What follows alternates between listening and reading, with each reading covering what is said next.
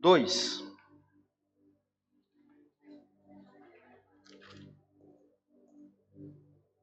Nós vamos fazer menção do verso 18 até o verso 25. Hoje nós vamos fazer a leitura de toda a perícope, mas eu acredito que nós vamos caminhar até o verso 20 no máximo. Mas nós vamos ler do 18 até o 25. Ok? Primeira carta de Pedro, capítulo 2, do 18 ao 25, que diz assim: Escravos, sujeitem-se a seus senhores com todo respeito, não apenas aos bons e amáveis, mas também aos maus. Porque é louvável que, por motivo de sua consciência para com Deus, alguém suporte aflições sofrendo injustamente. Pois que vantagem há em suportar açoites recebidos por terem cometido o mal? Mas se vocês suportam sofrimento por terem feito o bem, isso é louvável diante de Deus. Para isso vocês foram chamados, pois também Cristo sofreu no lugar de vocês, deixando exemplo para que sigam os seus passos. Ele não cometeu pecado algum e nenhum engano foi encontrado em sua boca. Quando insultado, não revidava. Quando sofria, não fazia ameaças, mas entregava-se àquele que julga com justiça. Ele mesmo levou em seu corpo os nossos pecados sobre o madeiro, a fim de que morrêssemos para os pecados e vivêssemos para a justiça. Por suas feridas, fomos curados.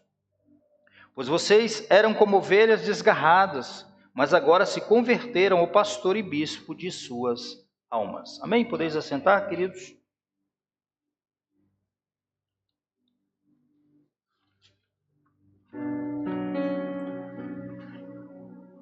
Amados, na exposição anterior, nós, ainda falando sobre o cristão e o Estado, a segunda parte do sermão, nós aprendemos sobre a natureza da submissão e também os limites dessa submissão. Isso diante das autoridades constituídas.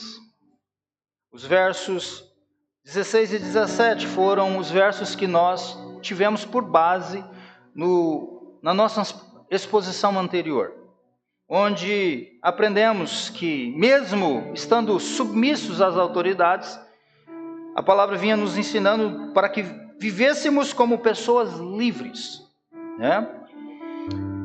E não usando da liberdade como desculpa para fazer o mal.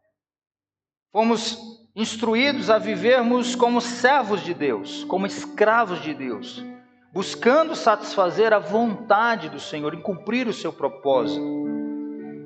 E também vimos no verso 17 os limites, né, dessa submissão. Tratem a todos com devido respeito. Amem os irmãos fraternalmente. Temam a Deus e honram o Rei. Hoje, ainda na parte prática dessa missiva, dessa carta, e falar dos deveres sociais dos cristãos, nós iremos aprender um pouquinho sobre o cristão e o trabalho. Nós vamos falar um pouquinho sobre essa temática. E, como eu disse aos irmãos, são muitos versículos. E eu acredito que hoje nós falaremos a primeira parte e num outro encontro nós daremos continuidade e concluiremos. Tá? Então fique atento, fique com a sua Bíblia aberta. Se você quiser tomar nota, fazer algumas considerações, você fique à vontade. Ou seja, nós estaremos falando de algo importantíssimo. Porque Pedro, a partir do verso 11, ele vai procurar trazer àqueles irmãos a noção prática dos ensinos, da doutrina que ele havia já dado àqueles irmãos. Aí ele começa a fazer a aplicação para que eles entendessem que, além de ter recebido o ensino, a doutrina, agora eles precisavam praticar aquilo que eles haviam aprendido. Então ele começa aqui falando sobre o relacionamento com o mundo de uma forma geral, relacionamento do cristão com o Estado, e agora ele também vai tratar um pouquinho sobre o relacionamento do cristão, do servo de Cristo, com o trabalho. E o interessante, queridos, é entender o seguinte: nós não podemos nos esquecer, quando nós estamos olhando para essa carta de Pedro, é que aqueles irmãos, o contexto da qual eles estavam inseridos, era um contexto de hostilidade, perseguição, em que eles estavam vivenciando. Então, é dentro dessa visão, dessa cosmovisão, é que nós precisamos trabalhar e interpretar essa missiva, ok? E note-se o seguinte, que Pedro aqui, ele vai mostrar, assim como ele estava mostrando nos versículos anteriores, uma outra maneira pela qual os cristãos poderiam calar a boca dos críticos. Lembra que ele vai falar um pouquinho assim, dizendo o seguinte, que era para que eles se submetessem às autoridades, para que eles vivessem como pessoas livres, e para que pudessem calar. No verso 12 ele vai dizer: vive entre os pagãos de maneira exemplar, para que mesmo que eles os acusem de praticar o mal, observem as boas obras que vocês praticam e glorificam Deus no dia da intervenção dele. Então veja bem, queridos, Pedro vai mostrar mais uma maneira pela qual os cristãos podiam calar a boca dos críticos, no meio do contexto da qual eles estavam vivenciando, da qual eles estavam inseridos. A passagem é dirigida aos cristãos que eram escravos. É isso que diz o verso 18. Escravos, ou em outra versão vai dizer servos. E eu quero aqui fazer algumas pontuações antes de nós seguirmos, para que nós tenhamos aí uma boa dimensão do que nós queremos falar e entender isso aqui de uma forma correta. Nós precisamos entender que Pedro está escrevendo para uma igreja do primeiro século, onde estava ali, o mundo daquela época era dominado pelo Império Romano. O Império Romano foi um dos impérios que mais teve escravos. A escravidão, nesse contexto em que essa carta foi escrita, ela era vista como algo muito normal, né? E nós não podemos, nós brasileiros aqui, não podemos e não devemos ler as passagens que falam da escravidão nos tempos do Novo Testamento, como várias outras, não apenas as cartas petrinas, mas as paulinas também vai falar sobre essa questão dos deveres sociais.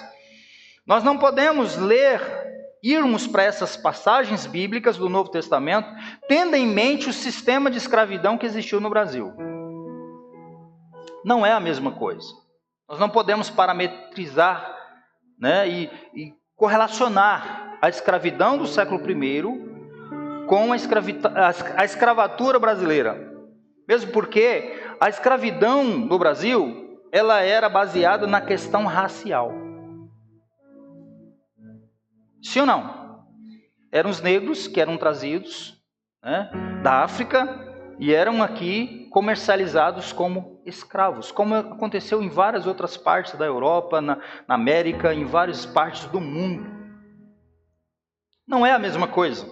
Então isso é fato para nós, biblicistas, nós leitores da palavra de Deus. Nós não podemos ir para os textos que vai abordar esse assunto com essa ótica, com essa visão. No Antigo Oriente, os escravos eram cativos de guerra, gente que havia sido sequestrada, aqueles que eram nascidos já na escravidão, ou seja, a mãe era escrava e ela concebia, então o filho também participava daquela classe, daquela casta, basicamente. Ou pessoas que foram vendidas, ou até mesmo aqueles que se vendeu livremente para que pudesse pagar e quitar débitos. Existiam pessoas que naquele momento, naquele contexto, por causa de dívidas, eles se submetiam à escravidão para poder quitar as suas dívidas, os seus débitos. E o interessante, queridos, que havia escravos educados. Nesse contexto aqui, até médicos se tornaram escravos. Pedagogos, pessoas instruídas também eram escravos, certo? Eles eram educados, serviam seus mestres como professores, como músicos, como artesãos, como pintores, como tutores dos filhos do seu patrão. tinha escravos que eles eram encarregados da educação dos filhos, dos patronos romanos. Então havia outros que eram uma casta mais inferior, dedicados a trabalhos braçal, que trabalhavam no campo, nas minas. E muitos desses escravos trabalhavam para juntar o suficiente para quê? Para comprar a sua liberdade. Quem já não assistiu aqui o Gladiador 1, Gladiador 2, da luta lá do gladiador para conquistar a sua liberdade. Muitos eram vendidos para serem martirizados mesmo, para lutar nas arenas. Esse era o contexto em que Pedro escreve a sua missiva.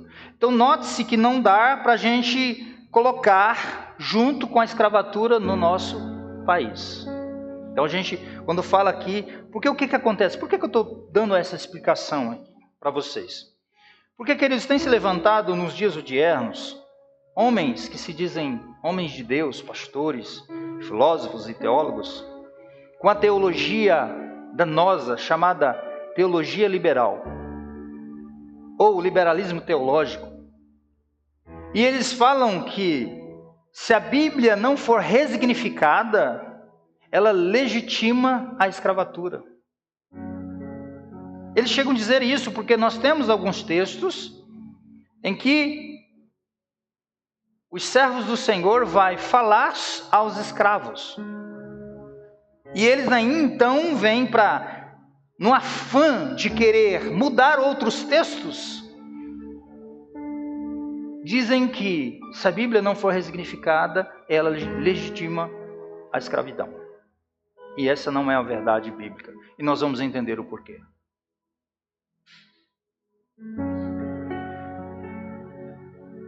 Muitos escravos, nesse contexto que nós estamos trabalhando, eles se tornaram cristãos.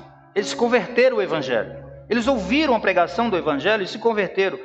Paulo, inclusive, escreve uma carta a um seu amigo chamado Filemão, recomendando que recebesse de volta Onésimo, o escravo fujão, que tinha dado prejuízo ao seu senhor e fugido.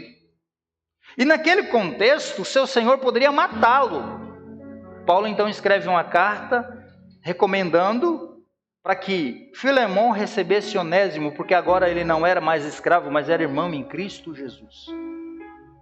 E diz, olha, eu não queria apelar para você não, Filemão, mas o que ele deve, bota na minha conta, eu vou pagar. Várias cartas do Novo Testamento trazem recomendações aos cristãos que são escravos, para que sirvam seus patrões como a Cristo. Como Efésios capítulo 6, verso 5, Colossenses 3, 22, 1 Timóteo 6, 1, Tito 2, 9 e 10.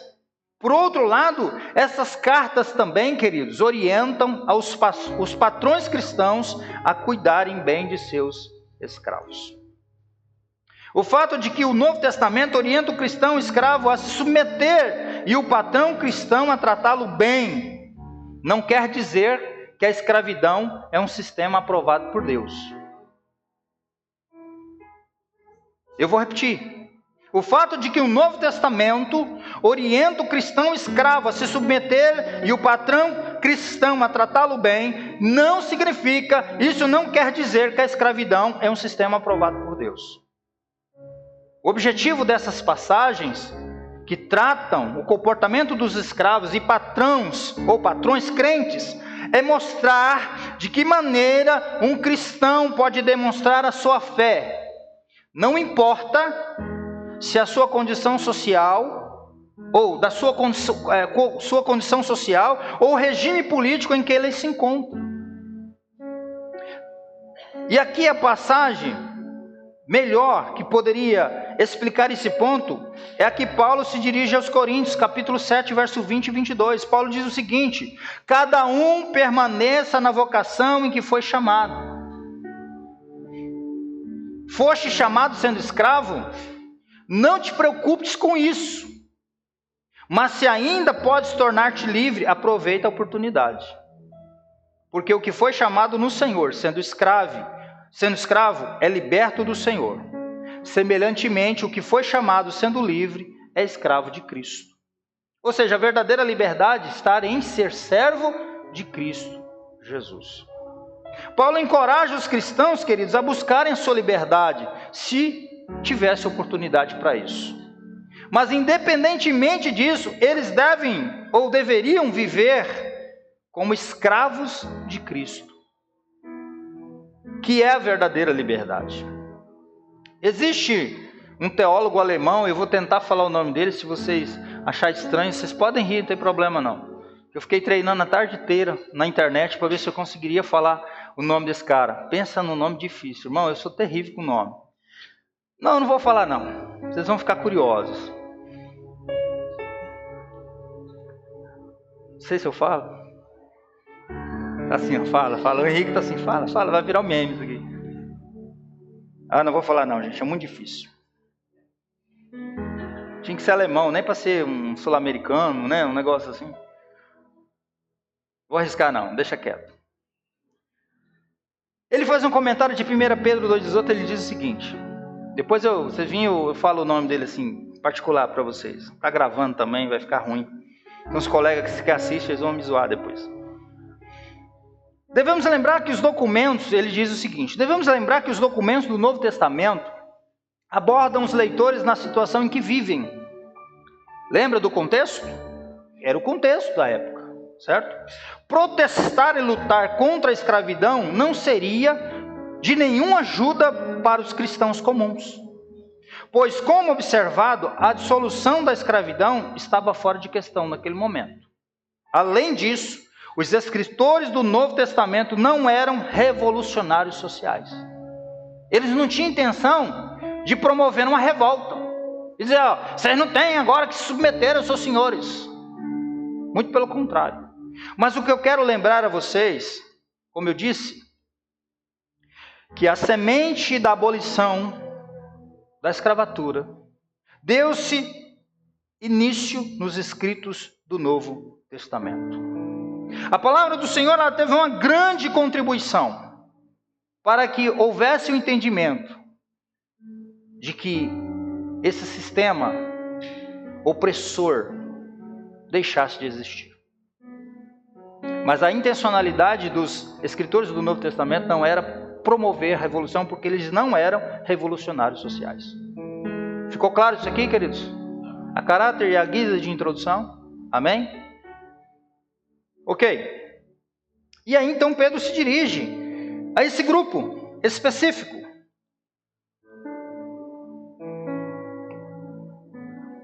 É claro que hoje as pessoas têm uma ideia assim, né? Por causa do nosso trabalho, a gente fala assim, eu sou escravo daquela empresa. Ele não sabe o que é ser escravo mesmo, né? Mas muitos falam assim, eu sou escravo daquela empresa, como é que eu tenho que ser? A gente vai aprender alguma coisa aqui, fazer algumas aplicações que contextualizar que serve para a gente hoje. Mas Pedro começa a dizer o seguinte, escravos. Ele utiliza do mesmo termo, o verbo que ele utilizou nos versos anteriores, a se submeter às autoridades.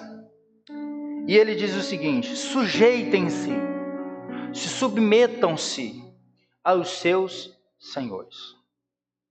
Então o primeiro ponto aqui que eu quero destacar com vocês é que o conselho e a instrução de Pedro a esse grupo de pessoas, esse grupo de irmãos, é escravos, servos, sede submissos. Pedro determina aqui que os servos sejam submissos aos seus senhores, dentro da ideia de que a submissão às instituições humanas é a vontade de Deus para calar a boca dos críticos, conforme nós vimos nos versos 13 a 16 do capítulo 2. E como é que eles deveriam fazer isso? Qual era a força motriz, a razão para que eles viessem a se submeter aos seus senhores?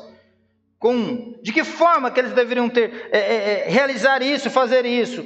Ele diz que com todo temor eles teriam que se submeter. E essa submissão, em primeira instância, era temor a Deus. Porque nós servimos as pessoas servindo a Deus, ou melhor, servimos a Deus servindo as pessoas. Nenhum cristão deixa de ser cristão quando sai de casa para trabalhar. Nenhum cristão deixa de ser cristão quando ele sai de casa para ir para um local de lazer, ou para ele ir para a faculdade, ou qualquer ambiente da qual nós poderemos ir e estarmos. Nós continuamos sendo cristão. Então, essa submissão, em primeira instância, é ao Deus Todo-Poderoso, ao Senhor que nos chamou, ao Senhor que nos arregimentou. E essa submissão, queridos, deveria ser, em primeira instância, a Deus, mesmo servindo aos senhores perversos.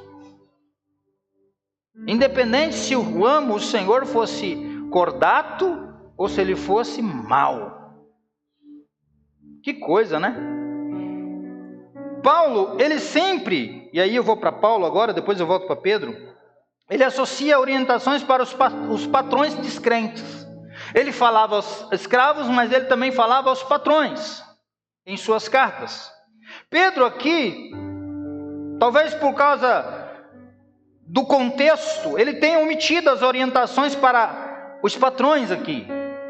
Porque a sua preocupação, a preocupação primária de Pedro, era que, com aqueles que mais sofriam em tempos de perseguição e hostilidade. Lembra do contexto da carta?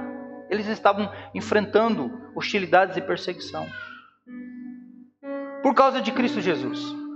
Se o escravo, por qualquer razão, ele já era punido, imagina agora ele sendo crente.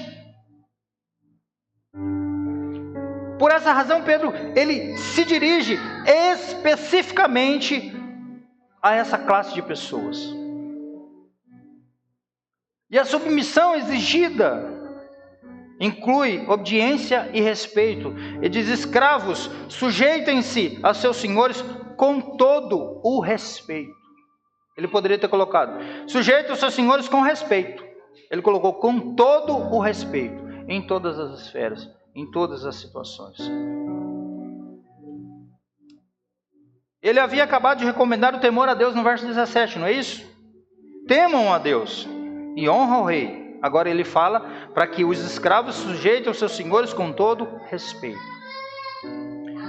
Ele orienta os servos cristãos a respeitarem até o patrão perverso como forma de sujeição a Deus. Que é o que ele vai ensinar no verso 19. E o interessante, queridos, que eles precisavam ser submissos com todo o temor ao Senhor deles, e não somente se fosse bom, mas também se fosse mal. Ele diz: não apenas aos bons, porque se submeter a um patrão bom é muito bom, né? Ficou redundante aqui, né? Mas tá bom. Mais um bom. Você se submeter a um patrão, é muito fácil. Mas ele está dizendo: não apenas aos bons e amáveis, mas também aos maus. Havia senhores de escravos naquele contexto que eram bons e cordatos, e que tratavam seus servos com humanidade. E cordato aqui é alguém tolerante com os erros dos outros, que não punia por qualquer razão, por qualquer coisa. Amável na NVI, compreensível na NTLH. Ele era amável, compreensivo. Não punia por qualquer razão. Em situações assim, a submissão exigida dos escravos cristãos se tornava um fardo mais leve.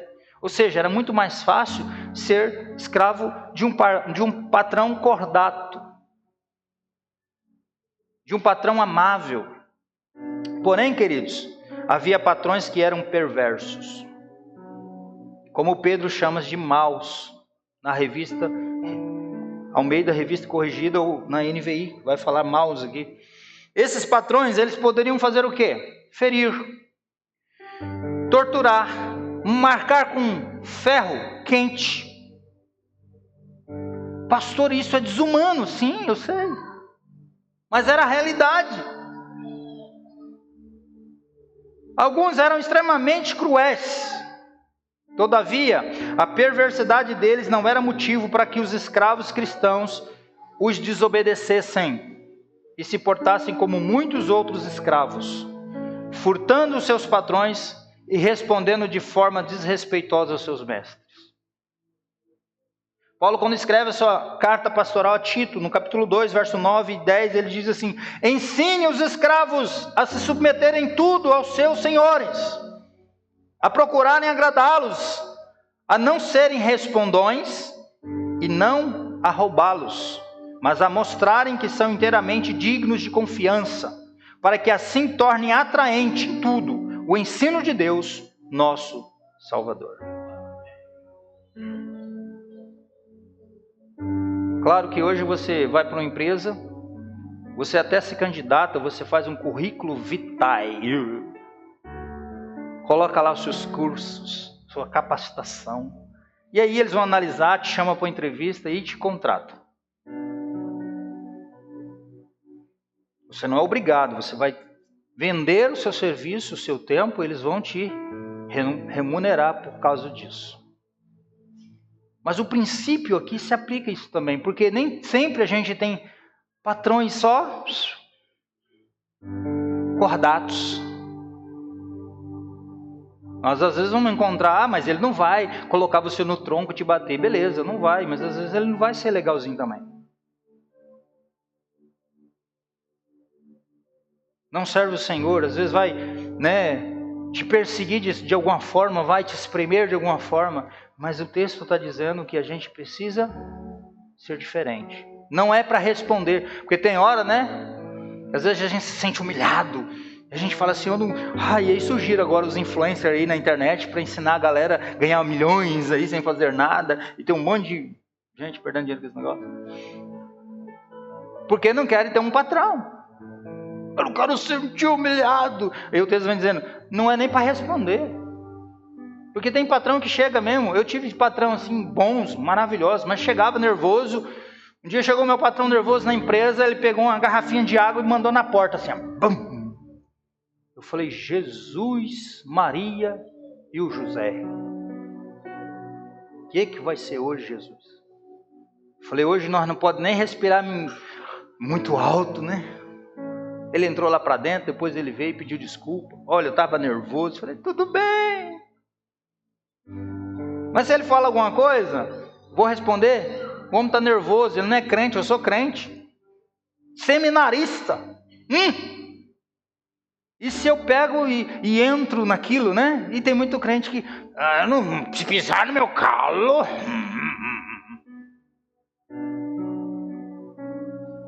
Eu sou crente, mas não deixo ninguém montar em mim. Você acha que eu vou ficar quieto? Toma o direito. Então tal de direito agora. É o direito, O direito, Queridos, a palavra está ensinando, vocês têm que... Não pode ser respondão, vocês têm que procurar agradá-los. Outra hora o patrão só vê a gente, Por que não pede pro fulano? Só pede para mim. Parece que só tem eu nessa empresa. Tudo é eu. Que bom que tudo é você. E a pessoa, se você for dispensável, vai falar assim, passa no RH, tchau, benção, vai embora. É porque ele confia em você. Você pede tudo para você, é porque eu confio em você. Sabe que você vai dar conta. Sabe que você é digno, que você é de confiança. Olha em você, vê algo diferente, vê Deus, vê o Espírito Santo. Por isso que ele vai lá e pede, fulano, faz isso para mim. Tem 5, 6 lá morcegando, como diz o povo. Ele chega para você, tira do meio. Fulano, vem cá. Você fala, não é possível. Só olha para mim. Se você não estava entendendo, revelação purinha hoje. Então você vai voltar entendendo para sua casa por que acontece isso. Você é o primeiro na fila, o mais que trabalha, glória a Deus e aleluia. Amém? Voltando para cá. A submissão a patrões perversos, com certeza vai trazer desconforto. Nesse caso aqui, para eles, ia trazer sofrimentos. De que forma os escravos deveriam ver esse sofrimento? Como é que eles iam encarar isso? Como é que eles iam processar isso? Como é que eles iriam administrar isso? Pedro vai tratar isso em seguida no verso 19.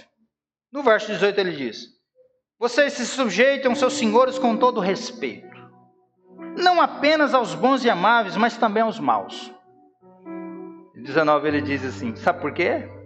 porque é louvável que, por motivo de sua consciência para com Deus, alguém suporte aflições sofrendo injustamente. Oh, palavra difícil. Como é que eles deveriam ver isso?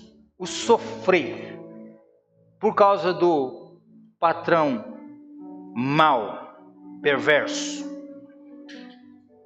com louvor. Como louvor a Deus. Olha que coisa interessante. Irmão, ser crente não é para qualquer um, não. Ser crente é um negócio extraordinário. Que quando eu olho para a Bíblia, assim, e a gente foi forjado muito com os paradigmas mundanos, seculares demais. Quando você vai para a palavra, você fala, meu Deus do céu. Olha que coisa interessante. Eu tenho que servir, submeter, porque é louvável a Deus. Como louvor a Deus. A razão que Pedro acrescenta para que o servo se submeta ao patrão, mesmo aquele que for perverso, é que Deus se agrada quando um cristão sofre injustamente e suporta tristezas por causa de sua consciência para com ele. Pastor, isso aí é paradoxal. Mas é uma realidade bíblica.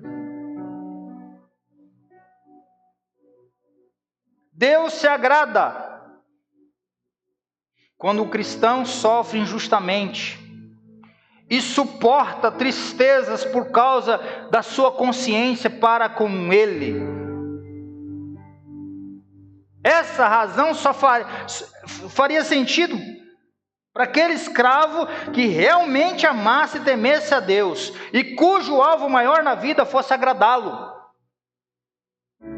Só faz sentido na vida de um crente que realmente quer viver a sua vida a ponto de agradar o Senhor em tudo. Então ele vai entender que mesmo injustamente, se ele vier a sofrer, ele vai suportar por causa da sua consciência e o seu desejo de agradar aquele que o salvou. Somente aquele que se visse primeiramente como escravo de Jesus Cristo seria capaz de suportar o jugo de um patrão humano perverso. Em outras palavras, Deus haverá de recompensar os que sofrem por causa do seu nome, conforme a NTLH, que diz assim: Ele abençoará vocês por causa disso. A bênção é a grande salvação já descrita, porque aí tem uns zininhos aí que fizeram no mundo gospel, que a visão é o seguinte: hoje eu estou sofrendo, estou sendo humilhado nessa empresa, amanhã eu vou ser o empreendedor. Será que é isso? Não, você pode até vir a ser um empreendedor, se Deus tiver plano nisso. Se Ele não tiver também, não vai acontecer. A realidade que aqui, a bênção é a grande salvação que em Cristo, eu e você, nós e aqueles irmãos já haviam recebido. Suportar tristeza, queridos, descreve o sentimento daquele escravo debaixo de um patrão perverso. A tristeza aqui são decorrentes do quê? Dos maus tratos. E geralmente os maus tratos provocam o quê? Revolta, ódio e desejo de vingança. Não é isso que acontece? Não são esses os sentimentos que a pessoa que sofre injustamente tem? Sim ou não? Revolta, fica revoltado, ódio, desejo de se vingar. Começa a planejar, tentar como é que ele vai devolver aquela infração ou aquele vitupério.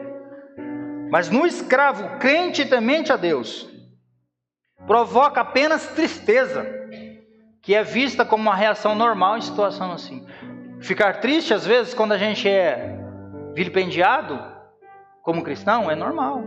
Quando às vezes nós somos humilhados, sim, é normal. Só que não pode ter no nosso coração ódio, revolta, desejo de vingança.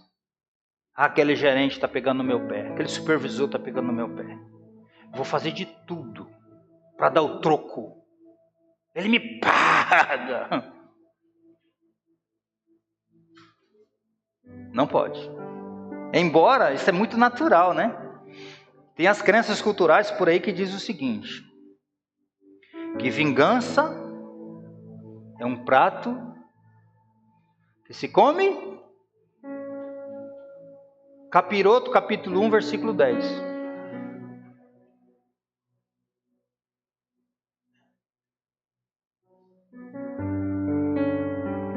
Cuidado que tem alguns crentes que citam esse versículo aí.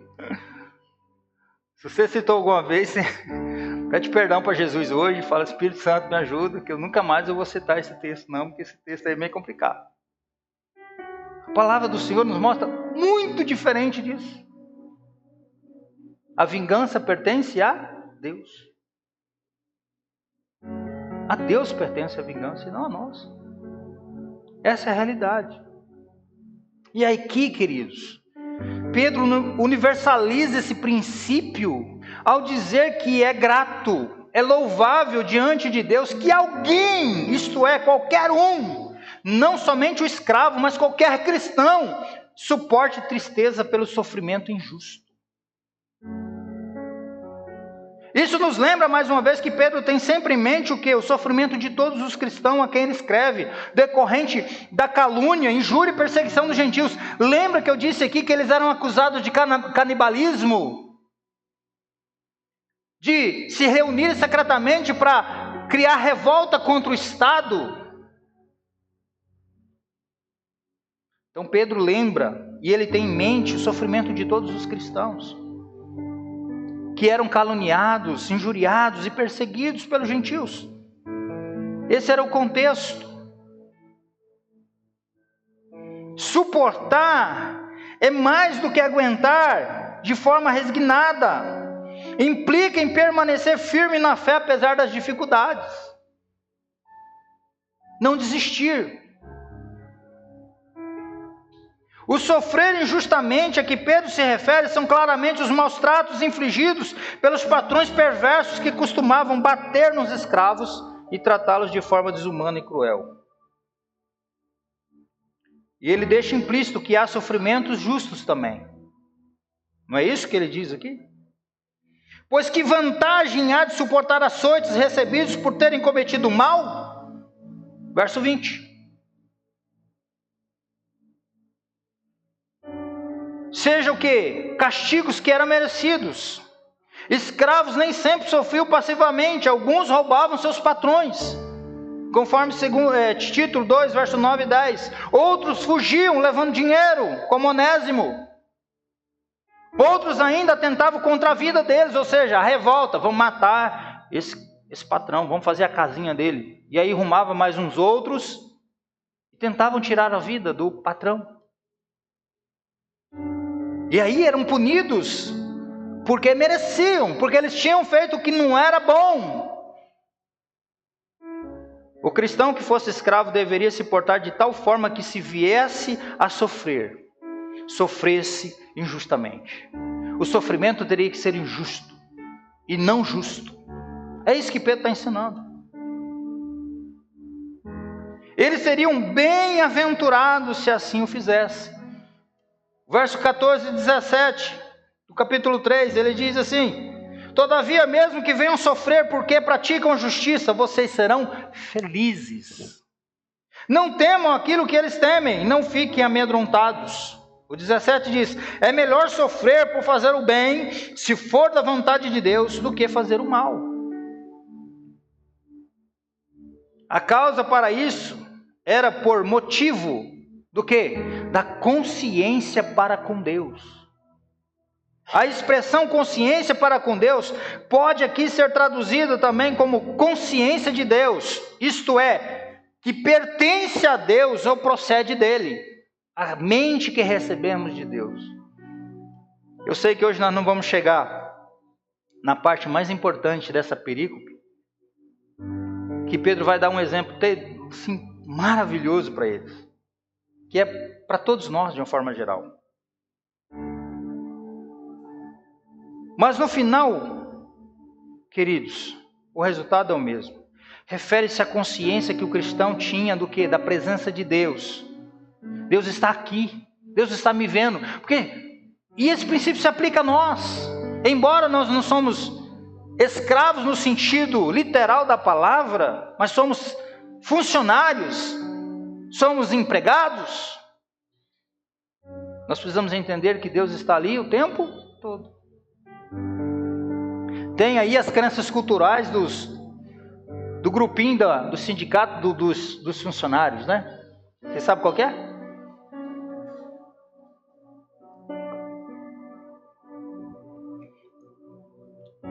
Quando o gato sai, vocês sabem. Vocês estão muito santinhos olhando para mim hoje. Vocês sabem. Vocês já até falaram alguma vez isso aí. Quando o gato sai, o que isso diz? O patrão não está vendo mesmo? Chegou a hora de moscar. Vamos morcegar, gente. Vamos enrolar um pouquinho. Olha, já está quase dando o nosso horário. Não precisa se afobar. Não é assim? Mas a consciência de Deus é de saber que Deus está ali. O que eu estou fazendo não é primeiramente para o meu patrão, para o meu senhor, para o amo. Não, é para Deus. Eu faço aquilo para servir a Deus. Embora ele possa ser perverso, ser hostil, ser um ímpio, mas o importante é o meu compromisso com aquele que me salvou. Isso é a consciência de Deus. Meu patrão não está aqui, vou sentar e vou ficar lá moscando, morcegando, como diz o povo, um monte de chupim. Tem empresa que quando chega o patrão, está todo mundo assim, sai todo mundo alvoroçado. Estava todo mundo lá. Bota no computador aquele joguinho de... Qual é o nome daquele joguinho? De carta. Paciência. E fica tchuca. Tem que ter uma paciência mesmo para aquele troço. Tem chato da pega. Outro fica no zap. Não é da empresa para vender não, para fazer nada não. É na rede social aí. Aí os patrão hoje estão proibindo os celulares. Não é assim? Coloca câmera. Trabalhei na última empresa que eu trabalhei, tinha dia que o patrão ligava lá. Hein? Pergunta pro fulano, o que ele está fazendo lá em tal lugar? Tinha uns que ainda ficavam nos pontos cegos, né? Para não ser pego pela câmera. Quando descobriu, porque não sabia, né? Os primeiros dias ficou, o patrão ligou, hein? Vai falar com o fulano lá fora. O que ele está fazendo lá sentado, lá atrás dos tubos? Lá atrás dos tubos, de boa. Morcegando. A câmera pegou ele. O patrão viajando, de férias, abriu o celular e ligou lá para a menina da secretária lá. Vai lá falar com o fulano, está lá fora, escondido lá. O cristão não, irmãos. O cristão não pode sentar, não. Não pode fazer igual o ímpio faz, não. É diferente. Isso por causa da consciência. Ou seja, eu pertenço a Deus, tudo pertence a Deus, tudo procede dele. Deus está aqui e está me vendo. Às vezes o patrão não está de olho em cima de mim, mas o Senhor, o bispo das almas, o sumo pastor está.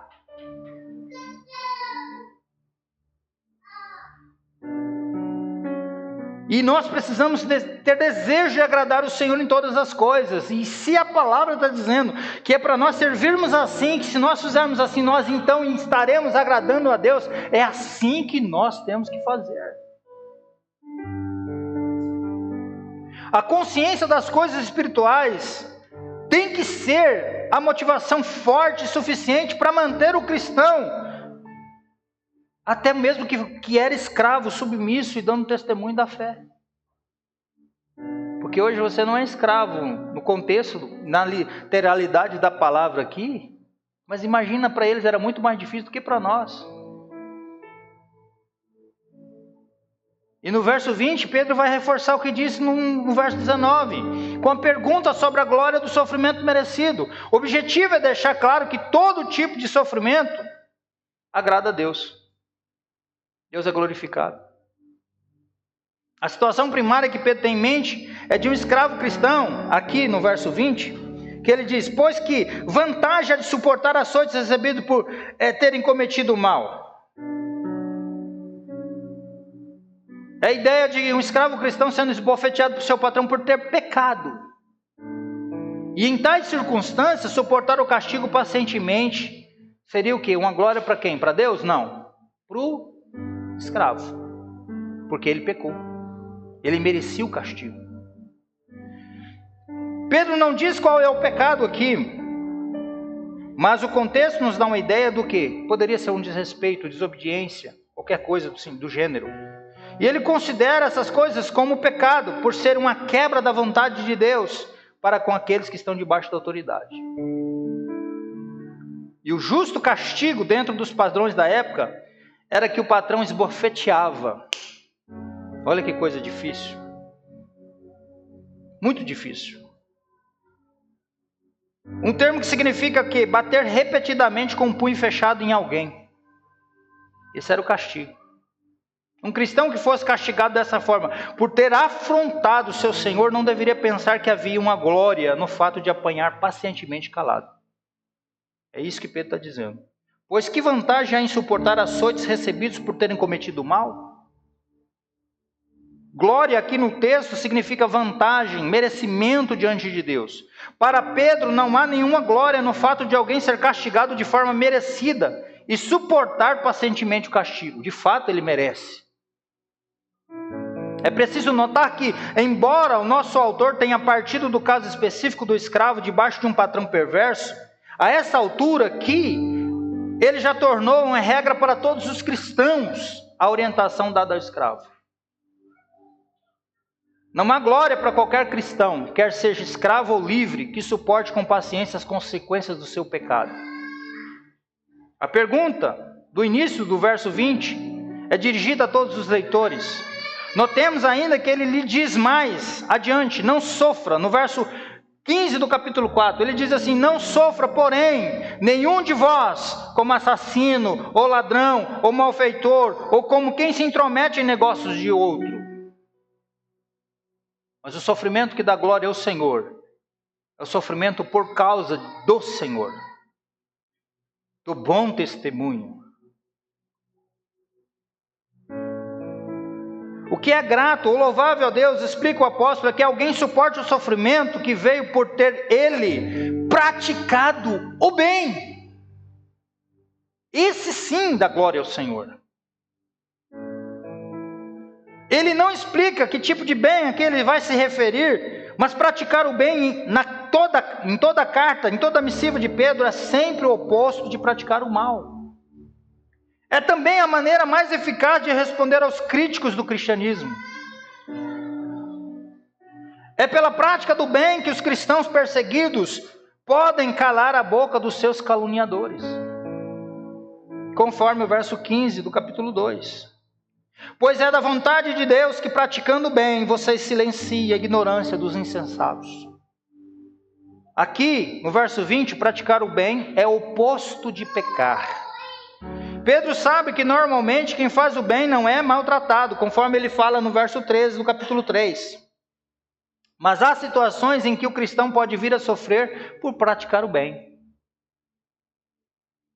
E isso que é louvável a Deus, nós sofrermos por praticarmos o bem. De imediato, pensemos no escravo crente cujo testemunho, vida santa e piedosa, provocaram a ira do seu patrão perverso, que passou a esbofeteá-lo.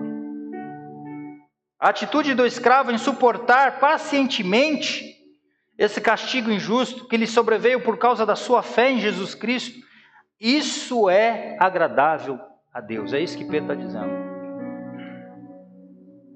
Porque é louvável, isso agrada o Senhor. A continuidade do verso 20, o contraste que ele faz.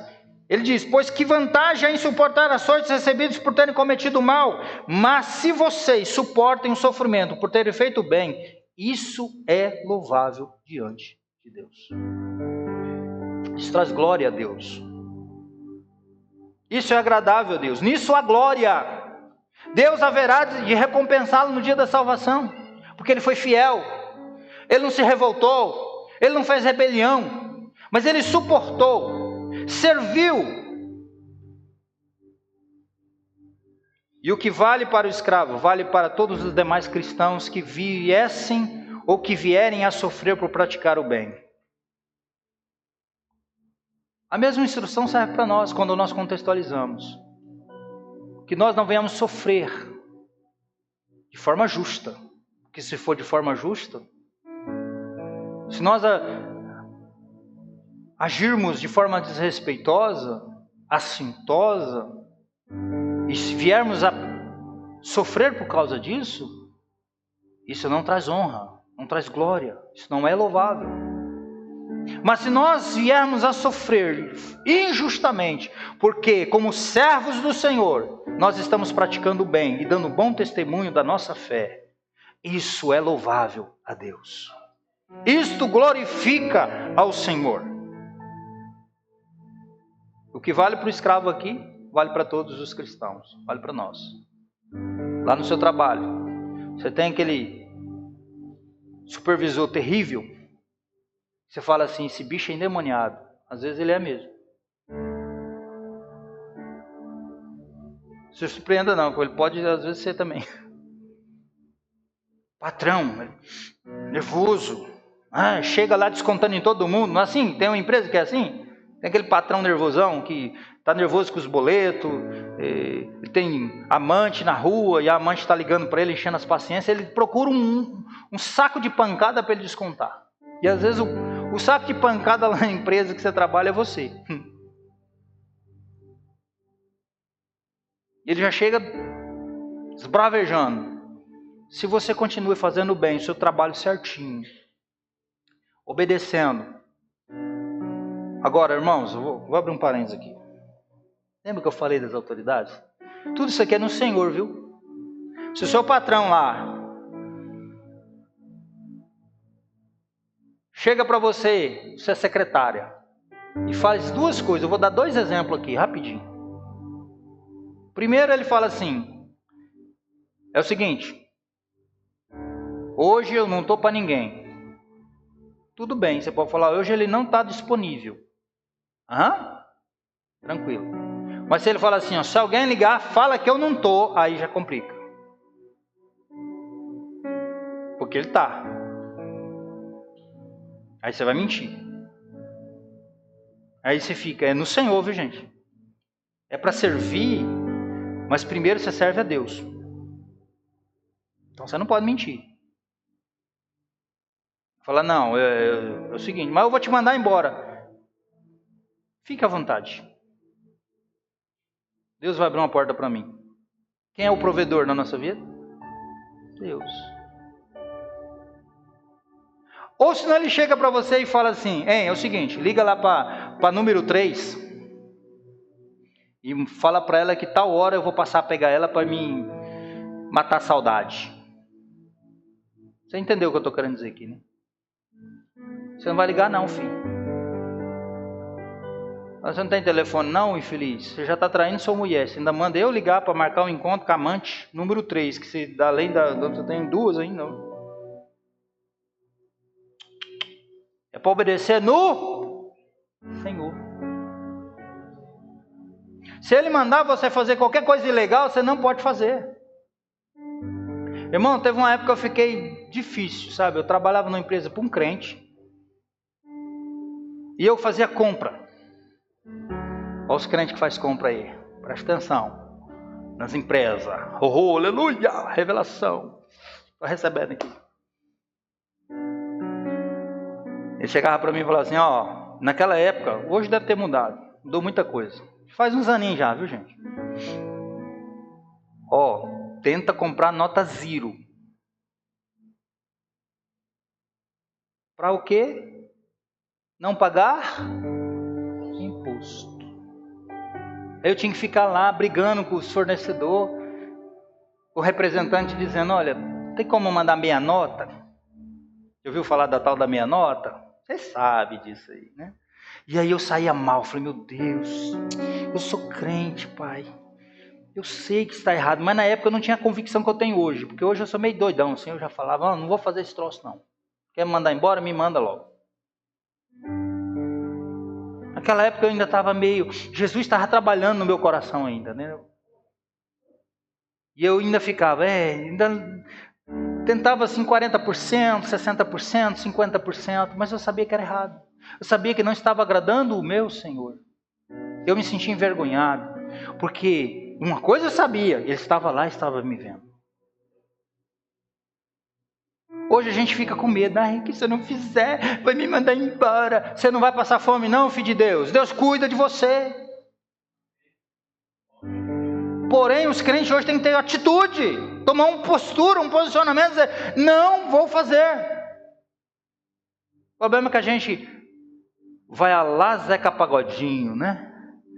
A gente entra nessa fonte do hedonismo aí, deixa a vida me levar, e vida leva eu. Hoje eu fiz um negocinho, amanhã eu faço um negoção. Não. Pastor, mas que negócio é? Você serve a Deus primeiro, depois você serve a sua empresa. E você serve a empresa servindo a Deus. Se você serve a Deus servindo as pessoas e a empresa, o local onde você trabalha, os clientes que você atende, você vai fazer alguma coisa errada? É igual o vendedor que mente demais. Ô raça! Eu já fui vendedor há muitos anos. Quer fechar uma venda, meta? Cuidado, viu, vendedor? Não, que o produto é uma porcaria. Não, a entrega em tantos dias. Você sabe que não vai entregar. Mas eu quero fechar meta. Não é assim? Não é assim não, né?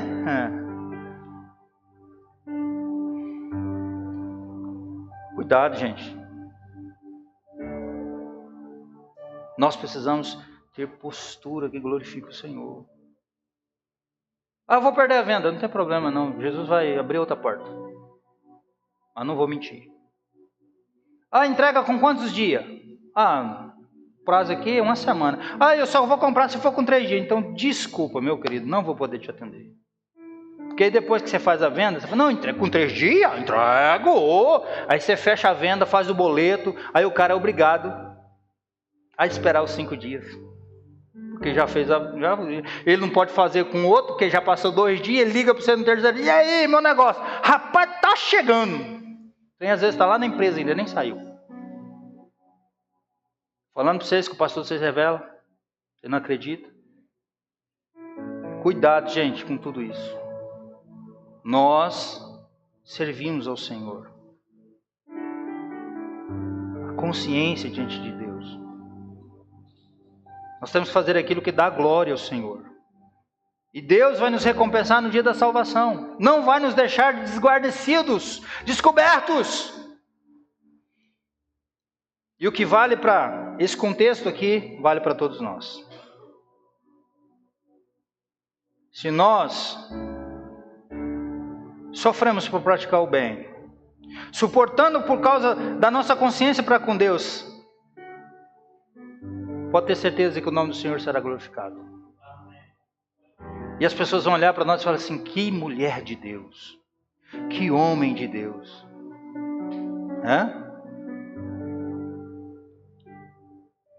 Pedro aqui, a partir do 21, e eu vou finalizar aqui.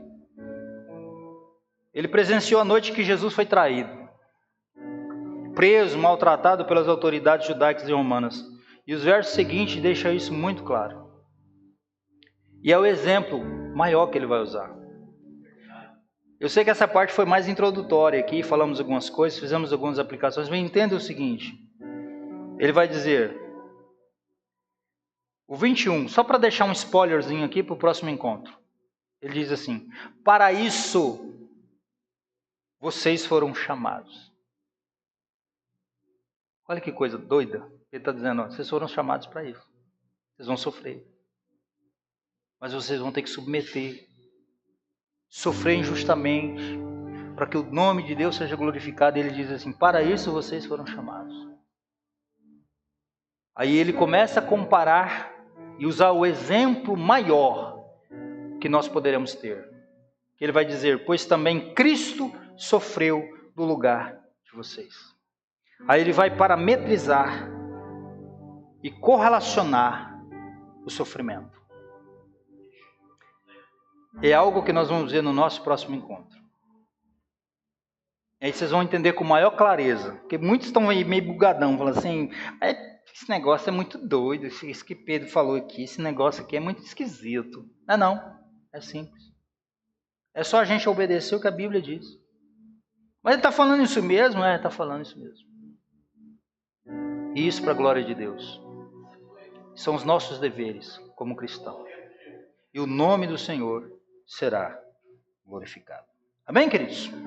Próximo domingo nós vamos ter Jesus como modelo do sofrimento.